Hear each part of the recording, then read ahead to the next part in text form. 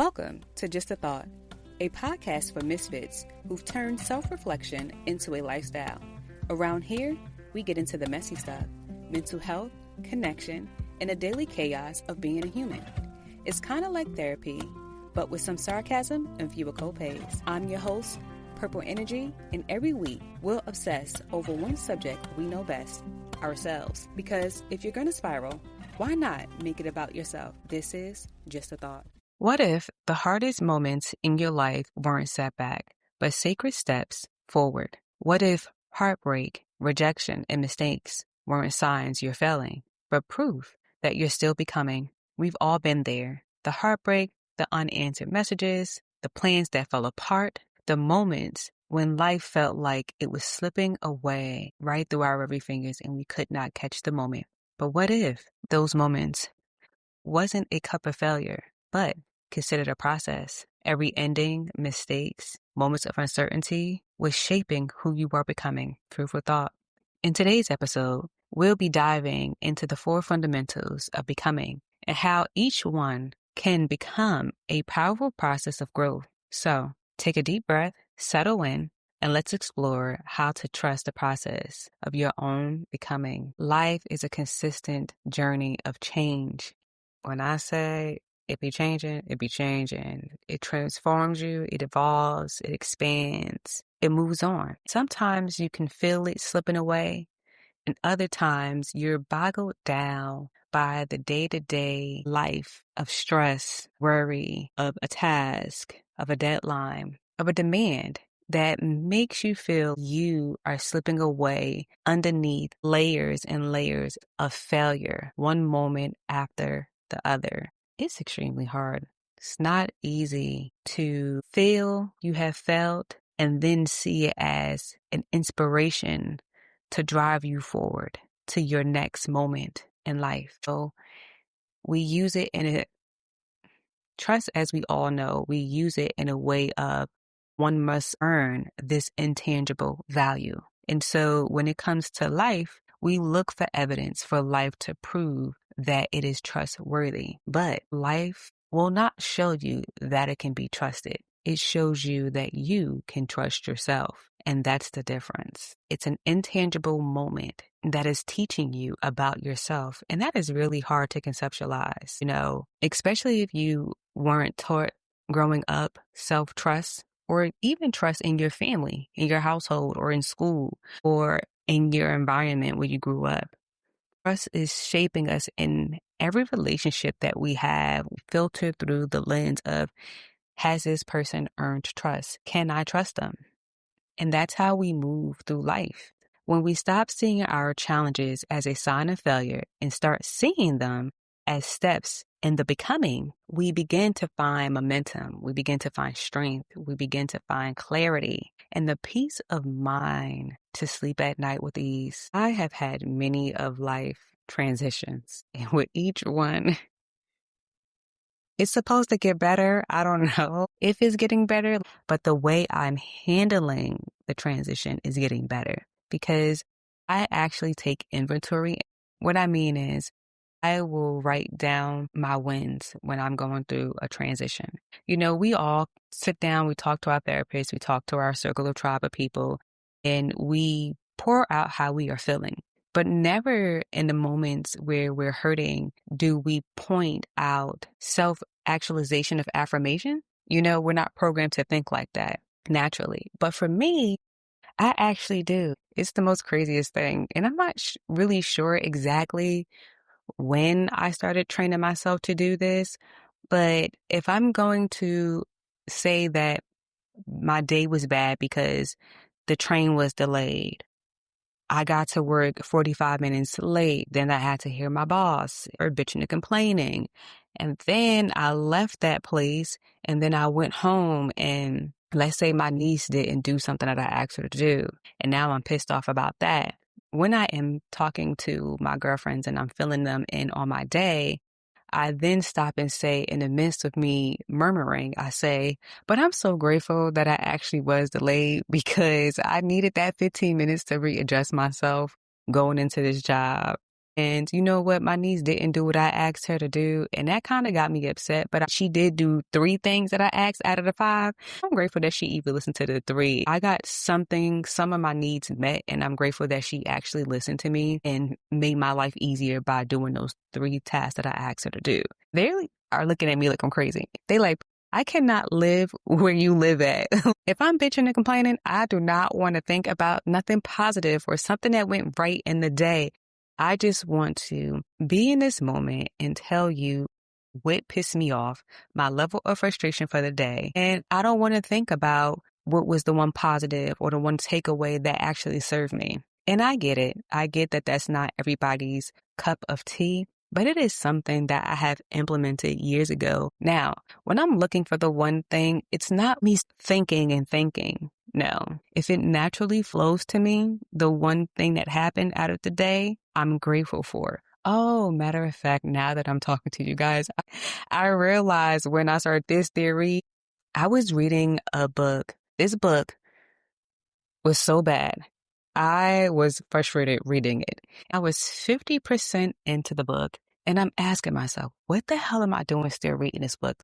Have you ever just read a book and you're thinking to yourself, why am I still reading this? This is really bad. You could have encouraged yourself way better than this book that you're reading. I just remember my spirit saying to me, just read it and find one good thing. If you find one good thing, then this was worth your time. And lo and behold, when I got to 90% of the book, and I'm talking about 20 pages before the book ended, that one thing that I needed was in the book. From that moment on, if I find one good thing out of something, it was worth my time because it shifted my perspective. It changed how I thought about something. And now I'm able to implement that new idea into my life. Each person is going to see this differently, but I encourage you to find one good thing that you have invested your time on that was worth your time, your effort, your energy, your resource, because it actually does help to find that one good thing, especially when, you are in a relationship. Now, relationships are more than just romantic. They are platonic. They are business. They are community. And we hate to see things end. We do. We hate to see moments and times that end in our lives. It feels like a funeral. A death is happening in our bodies, and we want nothing more but to shift and get us to the end of this thing because the pain is so severe. We don't want to be there. And I get it. I will be the first one to say, I don't like pain. Pain, just thinking about pain or even talking about pain makes me sad because why is that the one experience that we have to undergo in this lifetime? Just why? It feels like it's true suffering that you're never going to come up underneath this problem and it's just there. And breakups, I mean, it can get ugly. You can love a person, and when it ends, when you decide to cut your family off because for the umpteenth time, your day has been inconvenienced to go pick somebody up. When you end a relationship that you have spent 4 years trying to get this person to contribute, to see, to understand, nothing is working. When the job ends and you are fired for a random act, it's like, what the hell? I'm being fired for this. When someone passes away and you lose a loved one and you have to break up with this moment is ending. This heartbreak is happening because of death have taken a life. There's a sense of melancholy that hits your spirit because you're not ready for your loved one to leave this earth. You're not ready to face life by yourself. You're not ready to exist in a world where love isn't here because this person is no longer here. And you feel the weight of this heartbreak, the weight of it. It feels like it is closing you in and you cannot breathe. One thing about heartbreak, at the core of it is a release. It's letting go. It's saying goodbye. And that can be unsettling in the human spirit because you want this love, you want this job, you want this loved one to be here forever, and you don't see life without this possession. You don't see life without this person. You don't see life without a thing, which could be your pet. I remember when I lost my dog, Jordan, the loss of him didn't hit me the first day. It hit me 4 days later when I realized I wasn't going outside for his walk. And a cloud of sadness just poured over me, and I just began to cry because my best friend, the person who has been with me through every life moment that I've had, good and bad, the ebbs and flows, he has been there. In some ways, he always comforts me. Whenever I'm having a down moment, he'll come and he'll just lay his head on my lap as if to say, Mom, I'm here with you. And that always brought me comfort. And the realization that he was no longer here with me and that I wouldn't have that comfort made me feel a sense of loss. And I just remember the day that he passed, we had to take him to the animal hospital, and the veterinarian told us that, there was nothing that she can do and that he was losing his life. His oxygen was decelerating. And I said to her, do not put any embalming fluid in him. I want him to go natural. I don't want him to have to feel a needle because I know he doesn't like needles. I was, even in that moment he was losing his life, I was still thinking about him and the pain that he would feel if he had to feel that needle. And then the sense of fear he would have felt because I wasn't in a room with him, that would have set off his anxiety knowing that he's about to get a needle, So I just told her, just put him in a room. My mother and I was in this room with him. It was so cold, and it was just him laying on the medical bed, and his little tongue was sticking out, and honest to goodness, I am holding in my tears, and my mother is boohoo crying. And I'm like, Mom, be strong, because I don't want him to sense that we are sad. Because one thing about Jordan, he was very in tune, and this is his moment. This wasn't about us. He was losing his life. There was nothing that we can do to save him, but I could offer him comfort in that moment. And that's exactly what I did. I placed my hand over him, and I began to pet him, and I began to recall all the moments of my life that he has been there for me.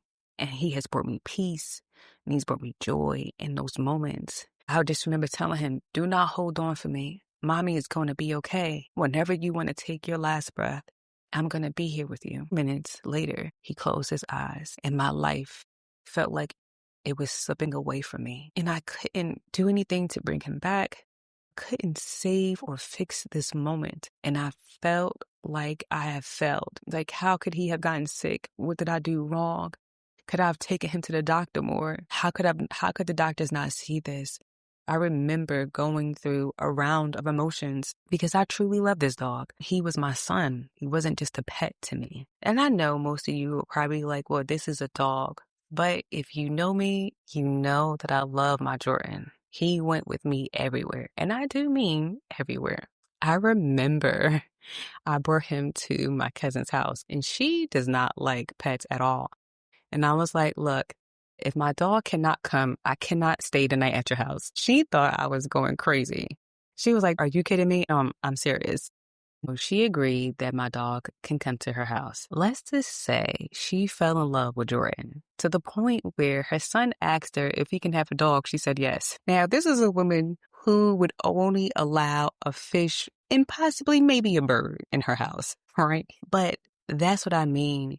Jordan wasn't the typical dog where you just you could ignore him and he's just there. He fully immersed himself into my family, into my environment, into people's lives that he met on the streets. I could be walking him and he loves conversation. So when people are having conversation, even though I'm walking him because he had a retractor, he would stop and listen and be in on the conversation. And then when the retractor pulls me back, I realized he's behind me listening to people's conversations. One day, while we're at my cousin's house and we're in the city, and he decided to do the same thing there. So he's sitting there in someone's conversation, and I'm not paying attention. I look back, and he's in someone's conversation. And I'm like, Jordan, come on. And one of the fellas was like, oh, so we got a rat? We got a spot? Why is your dog just listening to our conversation? I'm sorry. He just loves people and he loves conversations. So whenever people is having a conversation, he will stop and just listen. But he's not a snitch. Your secrets are safe with him. He started to crack up. And then he was really invested into, Jordan, and asking a lot of questions about him. And so I began to share information about his type and everything like that. And so we walked off. But that's what I mean, that your pets can be a part of your family, and even the loss of them can hurt, right? You don't want to lose them. You want them to be here forever. And even pets don't have mortality, that they too have an ending. And it's always a part of you that feels like you have slipped away. The love that you have slipped away because it's no longer here to invest into this person, place, or thing. And that is painful. It's also a cleansing experience because it allows you to remember the moments that you had with this person. Remember the good times that you experienced with your pet. Remember the good things that you learned at this job. And know that those moments and skills are still with you. They don't leave and depart because this person or this job is no longer there. You still have those skills. You still have that amount of joy and love and hope and service and self-discovery that has come from those moments. It's building information blocks that you didn't know, but it's hidden behind the clouds of life. Every goodbye is not just an ending, but a turning point towards becoming more of who you were meant to become in the first place. You are meant to be the best mom. You are meant to be in a healthy relationship where you can feel safe and soft enough to be vulnerable with your significant other. You deserve to expand and create and see what life has for you in different occupations and not be limited by a job title, because we all know that can be suffocating. Your job is not your identity. And so through these different transitions of life that we go through, we have to hold on to our sense of self. Our sense of self lets us know that we are validated, that we are heard, that we are seen. And our worth is not based upon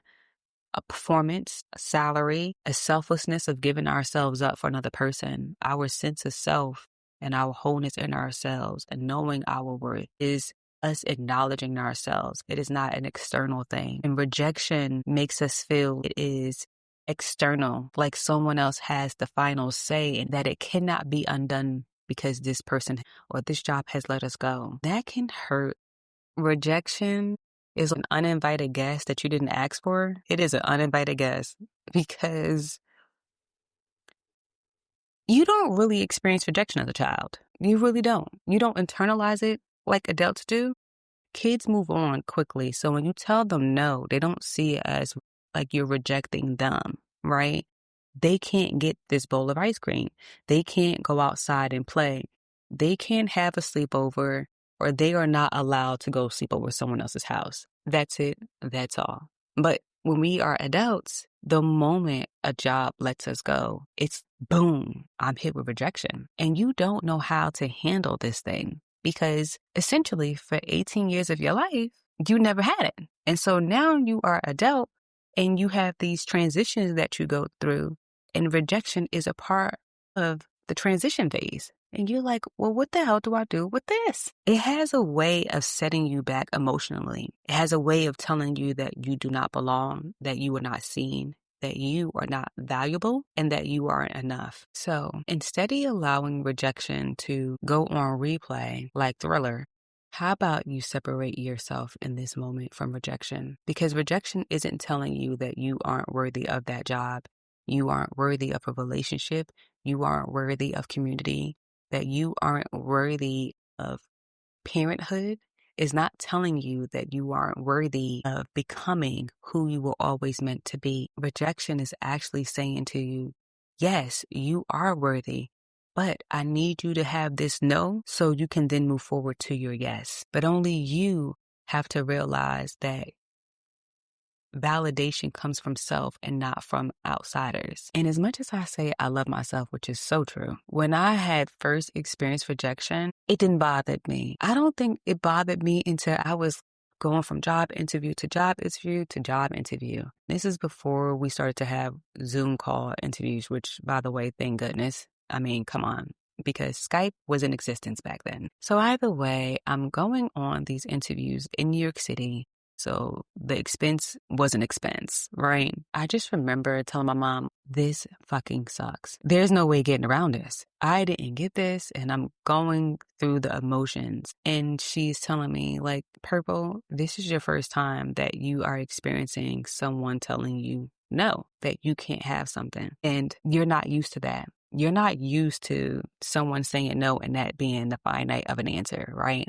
Because if my mother told me I couldn't have a new outfit, a pair of shoes, you name it, I would just go around her. I'd be like, oh, okay, I would go to my stepfather. And if the two of them teamed up on me and then said no, I would just go to my godfather. So it was like, for me, I would just look until I found my yes. So here I am as an adult and I'm being rejected for the first time and I'm internalizing this emotion and I'm internalizing how it's making me feel and I'm feeling all the emotions and I am getting pissed off. Like I am livid. I am feeling rage. Okay? I am not feeling Mother Earth, love, and light. I am feeling like I want to chop someone's head off. How dare you? Is how I'm thinking. And don't you know I am? And first of all, I can do your job better than you. Okay, that's how I was talking, okay? This is me. So my mother is telling me, see, look, look at your response.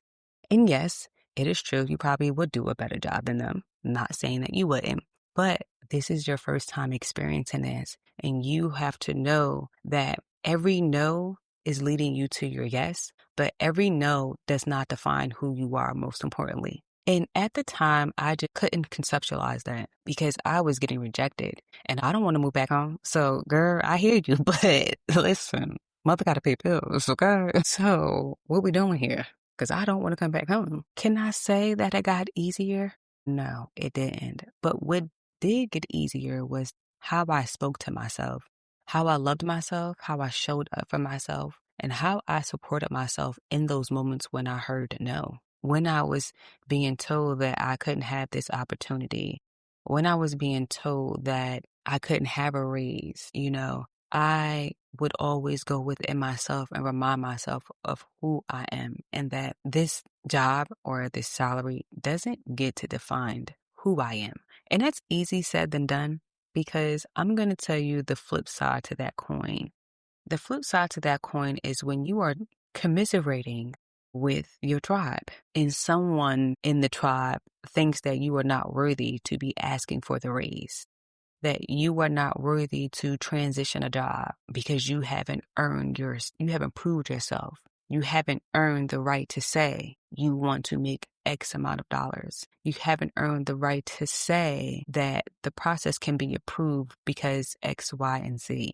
And that's the flip side of it, that you have to be very mindful of who you let in to your space of comfort, because not all tribal members are treated the same and not all tribal members can handle what you are going through. And I had to learn that the hard way. Or maybe for me, it was the easy way. It was hard because it felt like I kept living in friction, but it was easy because I was telling people, excuse me, correction, this is me we're talking to. Do not talk to me like that. And that bothers people when you tell them that. And I don't get that part because I have the right to tell you the way you were speaking to me is wrong and I need you to correct it. Because one thing about myself, I am not a friend that you will come to me and say, Purple, I want to start a kiosk. And I say, well, what credentials you have? I'm like, girl, yes, you want to start a kiosk? Okay, what's the idea? Tell me. I want to know. I am the friend that will tell you, girl, you shouldn't have that baby. Well, you want to have his baby? Okay, congratulations to you. All I want to make sure is that you protect yourself and that you had adult conversations with this person. And I would say, do you mind if I give you a few suggestions? That's the kind of support I give to my friends. So when their support is negative, I have a reverse reaction. Do not tell me what I can and cannot have. Who the heck do you think you are to tell me what I should and should not do? Now, you know I'm not going to follow that advice. Come on. Give me advice that I can work with. Don't give me one that you know I am not going to take. And that's low-key shade. Okay, let's try it again. But even with the rejection from my friends, which is really just pushback, I never allow that to play on my sense of self and my worthiness because I know that I'm worthy. What I would say, if you are dealing with that negative friction in a friendship and someone advice offended you, how about you ask yourself, is what they saying about me true? Because it only bothers you if some part of you don't feel you're worthy of something or you feel inadequate in some area in your life. That is why the words offend you. So example will be you're fighting for a promotion. You have 7 out of the 10 qualifications. You know those 7 things are really good, and the 3 things is going to come once you get the experience by this promotion. But you still feel a sense of unsureness or and you are confiding into a friend. And their words is something to the revelation of, you can't ask for that, you can't have it, you name it. If you are getting upset, there's some part of you that doesn't feel validated within yourself of this. You know it, and your friend knows it, but they're picking out this insecurity in the wrong way, where it's not with love, but it's more so with a sharp tongue, and it can feel like envy in the midst of that. I would just say, address it with your friend, because their job isn't to be negative Nelly. Their job is to listen, to hear you, and to support you. Now, there's nothing wrong with someone pointing out red flags that you don't necessarily see. There's nothing wrong with that. So you have to weigh it out to see if they are pointing out a red flag or if they are speaking to your insecurity in a negative way and that is bothering you. So that's fruitful thought for yourself. But take inventory before you decide to go off and dismantle your community. Because we're seeing a lot of people nowadays spending less time in community because they got into opposition. And opposition is a part of life. You are going to be in your girl group and sometimes feel rejected. But it's okay, as long as your voice is being heard, being respected, and being honored. Now, if they're trying to shut you up and they have a continuation of pattern of jealousy, of envy, of strife, of trying to undermine you, then yes, chuck two deuces to the air and tell her to find her an exit, okay? Because we are not here for bringing another person down, not in these times. We need love, support, and kindness and understanding. Mistakes is definitely a part of the transition. Do not fear mistakes. Actually, I'm not sure if I like mistakes or don't like mistakes. I feel like it's a love-hate kind of relationship with mistakes. At one point, I like mistakes because I realize I'm challenging myself.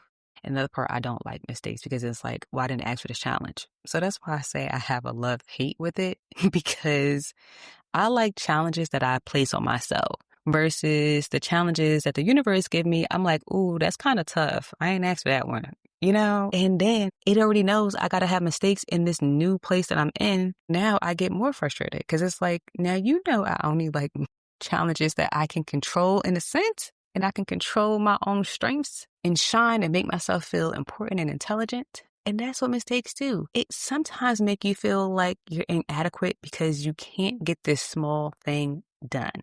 And that can be frustrating. And I'm going to say for myself, that happens to me all the time. I can do easy things that are hard, but I can't do easy things that are small.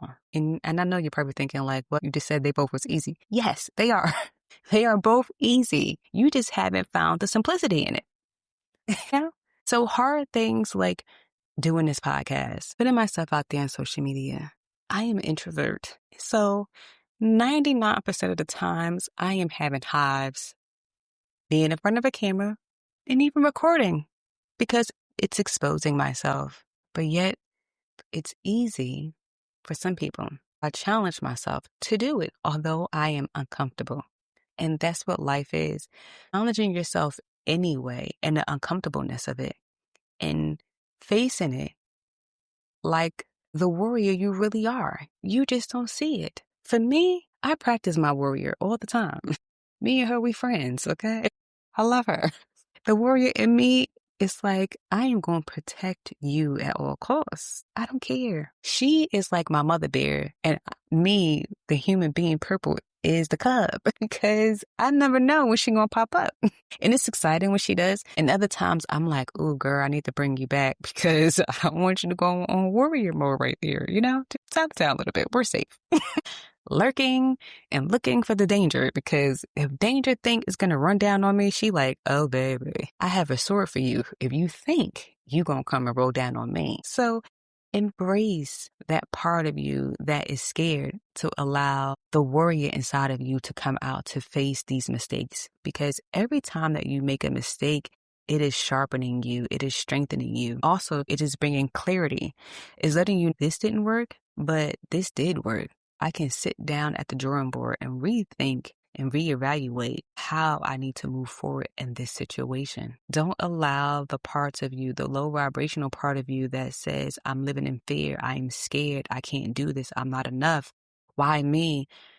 This can't be me. Pick somebody else. Don't allow the low vibration version of yourself to be in the driver's seat. You have to practice with allowing the warrior in you to rise up to the occasion and to do the unthinkable, because the warrior in you will show up if you will allow it and stop suppressing it. Many a times I have done things that I shock my own self. I'm like, now I knew I was strong, but I didn't know I was that strong.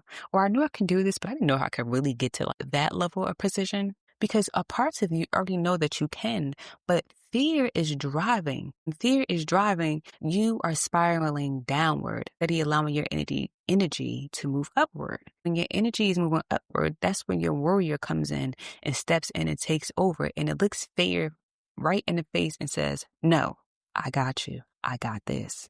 So spend time this week when you hear this and allow your warrior to lead and guide you, and to know that you are held and coddled and safe in making mistakes. Because when you give yourself permission to make a mistake, you take off the pressure. There's no pressure there, because you're just in the moment of now.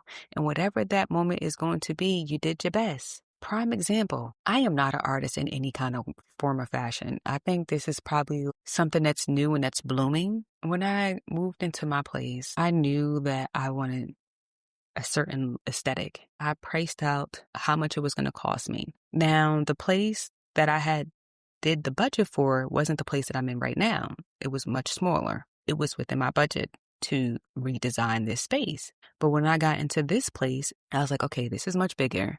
I went back into my budget and started to itemize everything. This is costing me way too much money. How do I do the same thing, but within my budget? And so I was like, well, I'll just paint it myself. And so what I did was, that's literally what I did. I was like, I'm just going to paint it myself.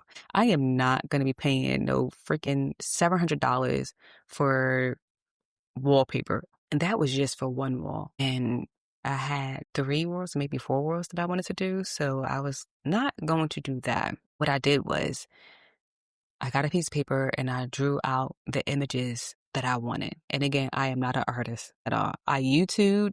Then I said to myself, okay, if it comes out not appealing to the eye, I'm just going to paint over it. That's simple. No foul, no harm. So I went down to the paint store, got all the stuff that I needed, and came back, and I proceeded to paint on this wall. When I was done, I was so excited. I was like, oh my gosh, did you just do this, girl? Yes, you did. I'm so proud of you. Oh, I was so stoked that it inspired me to do the other walls that I had to do. Before you knew it, at a fraction of the cost, my whole house was painted and designed and decorated for the exact budget that I had set for myself. It worked itself out. This is what I mean when you make room for mistakes. Mistakes have to be a part of the plan. I don't mean you're planning for a business 5 years from here and then you're planning in every mistake. No. In the moment of now, there has to be a contingency plan for parts where you are going to mess up. You have to not always give yourself a certain deadline, but be in the moment of just doing and being okay with that. When I was writing my book, I didn't know if I can be an author. I did not know at all. Here we go again. You are putting me on the spot and I have to do this thing. Well, let me try. I didn't say I'm giving myself 2 years to write this book, 3 years to write this book, 6 months to write this book. No, I was just in the moment of just seeing if I could do it. Because I'm like, well, if I can't do it, won't nobody know that I can't do it. And so it's okay. And we just move on. Because I never even asked to write a book. This is just something that you said, and I'm going to listen. So let's see. But I did give myself a word count. And that wasn't until I finished the first part, because my whole mindset was, let me try. When I wrote part 1 of the book, that's when I said, okay, let me do some research and find out what is a typical word count for my genre of writing. My word count goal that I gave myself was 25,000 words. I actually completed it. I was shocked and amazed all at the same time. Did you just do this? And I'm like, yes, you just did this and I'm so proud of you. Like, why not you? So why not you? Why not you do that thing that you perceive as hard in this moment? Why not give yourself space and grace to make a mistake, all in the name of attempting to try? It won't hurt you. I give you permission to make a mistake. I give you permission to be in this moment. I give you permission to let yourself go from the fear. I give you permission to relinquish it. I give you permission to relinquish it. Do not allow the fear to keep you stagnant one more day. Process of trusting life. For some, it will take time. For some of you, you just won't ever trust life because of your circumstances. And that's okay. That's not a negative way of seeing it, because it keeps your eye open. It's a form of protecting yourself. But some of you will just trust life freely and abundantly, and that is wonderful. Everybody process in trusting life and evolving and becoming, it's different. It is not a one-size-fits-all. No matter what social media is telling you, it's always going to be case by case, because no two people are the same. If your fingerprints, which is on your hands and a part of your DNA, are not the same, why would you think that two people will be the same? Everyone's life and journey is going to be different. And how you handle uncertainty is going to be different. How you handle the challenges of life, of evolving, of becoming, of transforming is going to be different. Stop trying to take someone else's 5-day plan and make it your 5-day plan, because you don't know where they were in their lives when they did the 5-day plan. You don't know where they were mentally when they did the 10-step program. There's so many different variables that you do not know. All you know is the uncertainty that you are living with.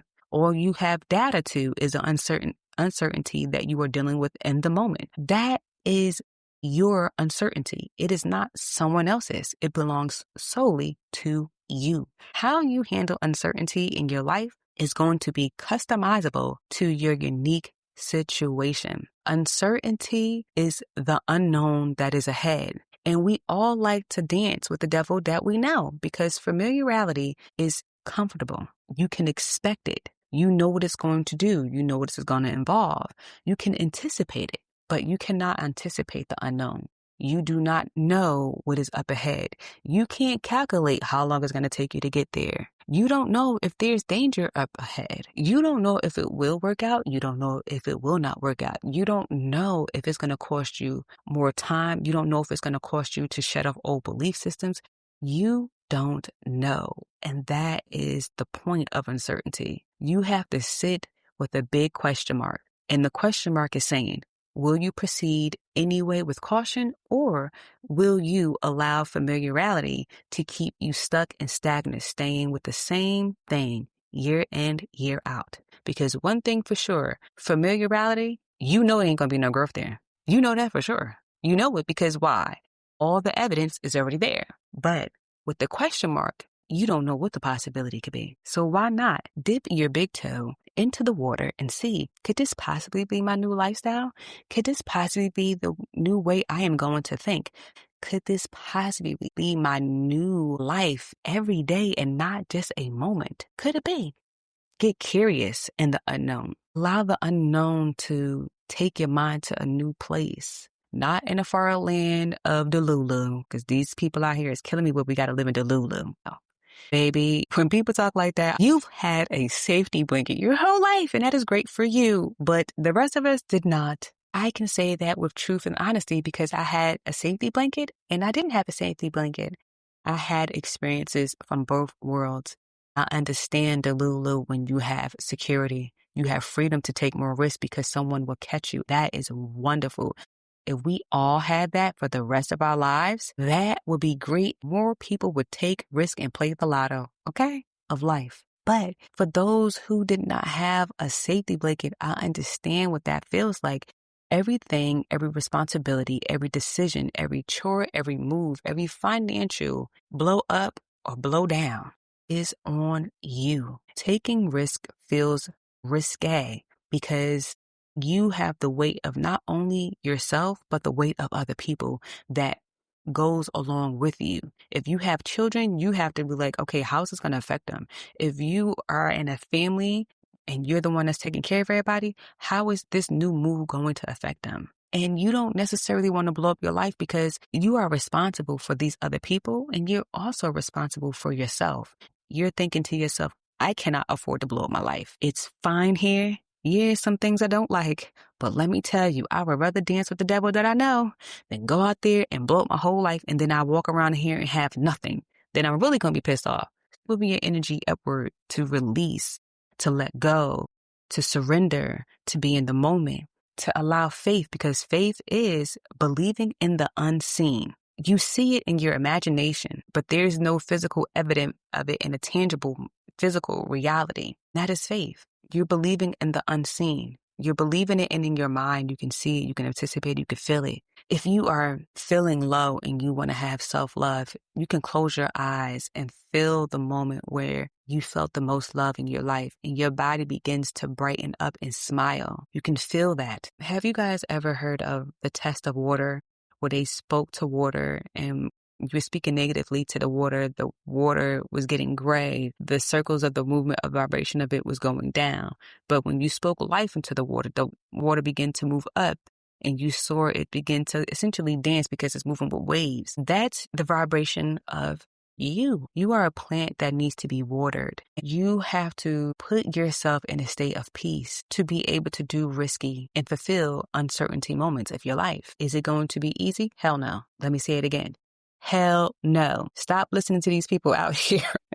Forgive me for laughing, y'all, but for real, stop listening to these people talk about something. You about to manifest your life in 30 days. No, the hell you're not. You ain't manifesting nothing. What you are doing is buying into snake oil and making somebody else rich. Stop. All this free information out here for you to vibrate higher, for you to manifest your life for free, and you not doing it, and you think that you're going to go pay and put money in the collection plate, and next thing you know, you're going to be a millionaire.